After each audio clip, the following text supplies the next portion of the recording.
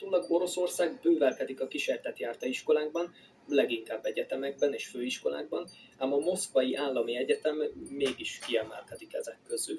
Mondjuk ez a méreteit, területeit tekintve nem is csoda, hiszen az 1755-ben alapított egyetem állítólag több mint 600 épülettel rendelkezik, és 47 000 hallgatóval, illetve 4000 oktatóval büszkélkedik, ami hát mondjuk azt majdnem, hogy durvább, mint a szellemek. Na, de ettől függetlenül a szellemek meg a kísértetek sem hagyják ki a bulit, és ez sajnos megint a háborúknak, meg az azzal járó szörnyűségeknek köszönhető.